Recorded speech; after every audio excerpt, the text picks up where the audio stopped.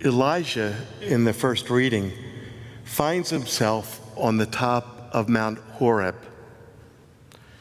Mount Horeb was a place where someone else encountered God too. Do you remember Moses and the burning bush? Both of these men had this mountain experience of God and were called to very different missions. But their experience of encountering God is very similar. "Not me, God," says Moses. "What will I say? How will I do it? I'll run away." Elijah thinks that he'll be able to hide his face as if God couldn't see him. It makes me think, what would make a person commit to do God's will? What would it take for one to stay committed long enough to hear the voice of God in a whisper after missing it in all of the ordinary kinds of places? What would it take for one to step out of a boat in the midst of a storm and trust?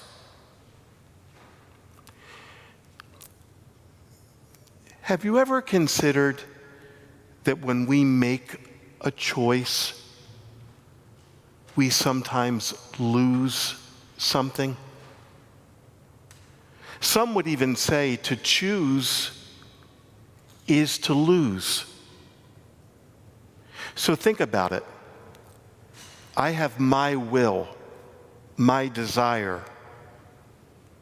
Do I choose to let that go and follow God's will? Or do I hold on to my will? Because in choosing God's will, I lose a piece of my own will. If I choose to listen to the whisper, I lose all of the other distractions that might be pulling at me. And to step out of the boat, I risk some of the safety that was there and the protection. It's true about all life decisions. Think about picking a college. If I pick one, I lose the choices of the others. Or falling in love with one person and being committed to that. Do you get to see that to choose sometimes is to lose? And so I ask the question again. What would make a person commit to doing anything? What would it take for one to stay committed long enough to listen to the whisper of God in their hearts and in their dreams? And what would it take for one to get out of the boat of safety and trust?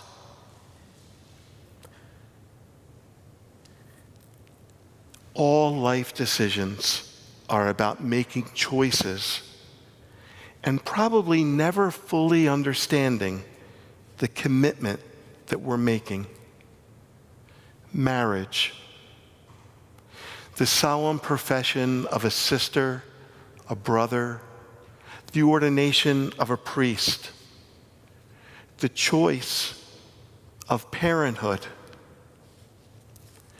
Maybe if we look at Matthew's gospel tonight, it has a way for us to be able to begin to understand that God has a way of working in our lives so that even the choices that we make bring us freedom, bring us connection. The story that we hear tonight is really a story about decision making.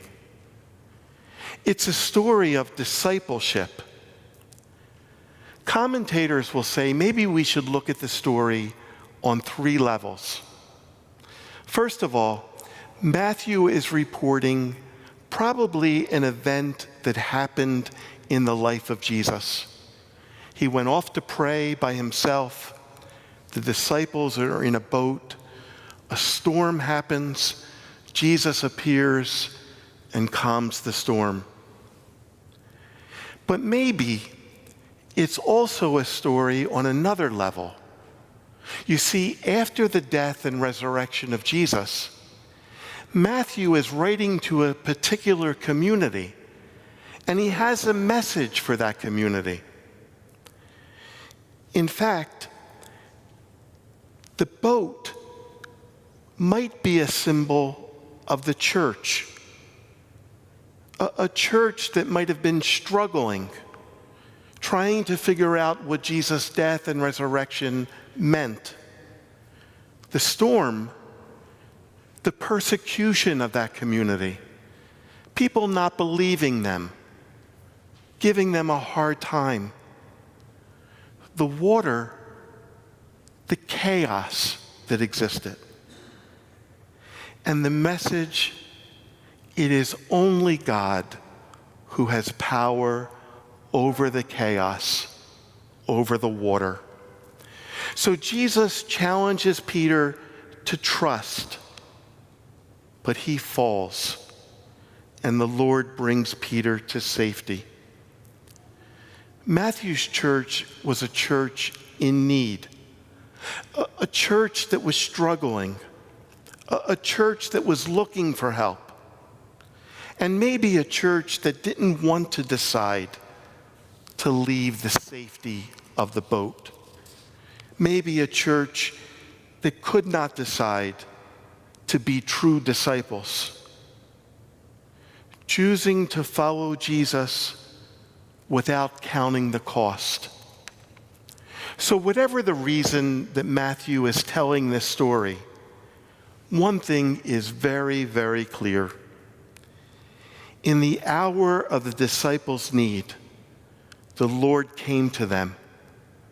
When the wind was contrary and life was a struggle. Sound familiar? Jesus was there for them. Might I push it just a little bit and say that those disciples in the boat were like a little community. And if I had to pick a letter from Steps this Sunday, I would have to be able to focus in on how the disciples engaged with each other. In the midst of the storm and the chaos, can you see them leaning in to each other, recognizing that alone they would probably fall apart? And the image of them being a nervous wreck, scared, frightened out of their mind, is the place where Jesus meets them. The very place where we find ourselves sometimes. And Jesus, in the midst of that little community, brings the storm to a rest. In the time of Jesus, in the time of Matthew's community, but even today, is it possible that God is always there, always working, always helping to bring to completion what God has already started? And so I want to leave you with some haunting questions this night. What would make you commit to do God's will? What would it take for you to be committed to listen for that whisper in your heart and in your dreams? What would it take for you to step out of the boat in the midst of a storm and trust? Certainly it has to do with practicing. Jesus goes away to pray. We find time to read Scripture and pray. We even have an opportunity to be able to connect virtually to a series that Heather Makowitz has put out, Praying in the Pandemic. And we can engage with each other as a community of faith.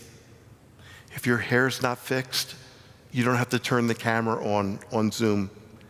If you don't want to talk, you don't have to say a word. But look at the opportunity to be able to lean in with each other. So if I challenged you this week to think about who is the community that you trust, and how can you be more engaged? You know, after the Sunday I talked about being engaged, so many people said to me, I really didn't realize how lonely and isolated I am in the midst of all this. So can you think of someone that you can reach out to? Is there a person of faith in your life that you can share your struggles, your ups and downs? To be able to look at with that person where you're being tossed about in the boat. But more importantly, to think about what is it in your choices that you've lost? Or, with a more positive spin, have your choices helped you to gain? God's will or my will? The whisper or the distractions? To step out of the boat, but to always be clear that God writes straight with crooked lines. I love that line. In this Eucharist, we are fed and nourished by the Jesus who gave up his life. He lost his life for us. Might we be nourished? Might we be fed and strengthened by that Jesus who invites us to choose to be his disciple, to take the risk, to engage. Might we be food for each other. Might we be able to live the dream that God has for each and every one of us.